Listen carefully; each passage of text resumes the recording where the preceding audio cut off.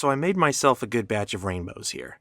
Like I mentioned last time, I wasn't in a huge hurry to get into rainbow fish, but now I've kind of caught the bug for them. I figured that Praecox would be a good place to start, and that's what we have here. Let me go back and walk you through how that happened. First, I bought and raised up a group of adults, and into this tank here, I put a male and 3 females. Sexing these fish is fairly easy. Males are somewhere around twice the size of a female. They're in general more colorful, and one of the easiest ways to tell them apart is that the fins on a male are red, where on a female they'll be more of a yellow or light orange color. In preparation for spawning, I fed the adults primarily a high-quality nano pellet and also live baby brine shrimp.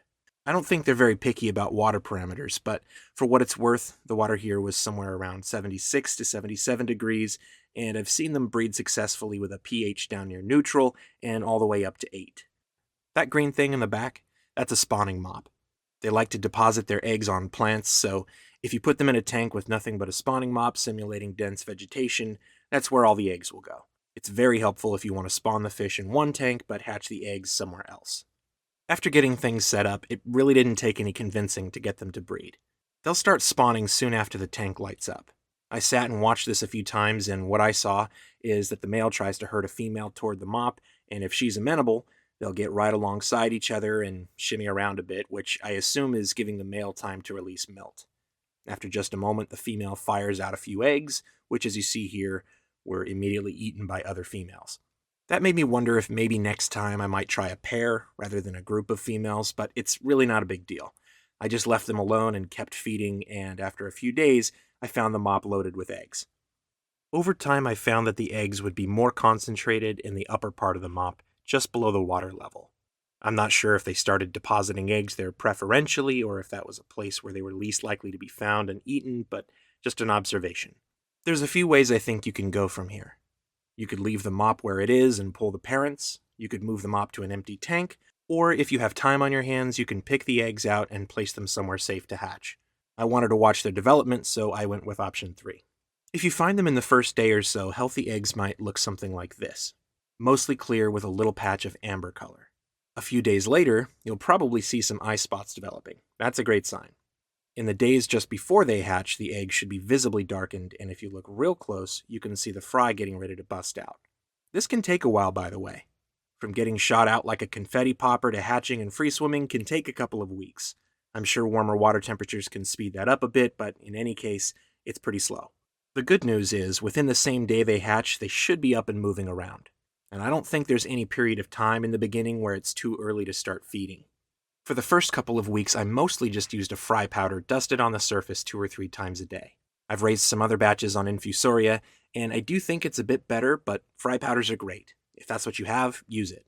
I also tried raising the fry in 2 ways. Some in a breeding box for a bit more controlled environment, and others in a small tank. Both turned out about the same, but if you happen to go the infusoria route, I think a smaller enclosure is more practical. Quick side note, I want to show you something that I think might be helpful if you're using a fry powder. If you're able, try looking up at the water surface from the underside. You might have heard people say that with fry powder it really doesn't take much, and this is why. From above the surface it looks like you hardly got any food down because it spreads out and visibly almost disappears. From below you can get a better sense for how much food you actually added. Once they looked like they might be large enough, I started introducing some baby brine shrimp. I think I'm getting a good eye for when fry are ready for a larger food, but what I like to do is just add a very small amount and then watch to see what happens.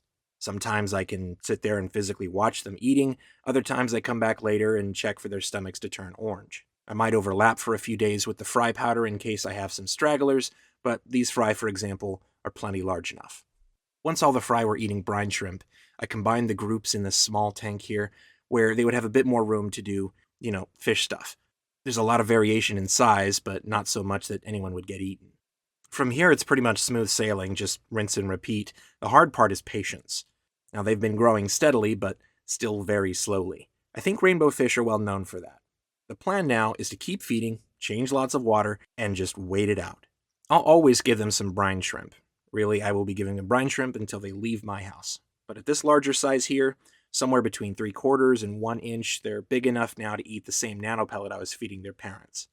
Just a few days ago, I moved them to a larger tank to keep the water quality up, so that ought to accelerate growth a bit, but we'll see.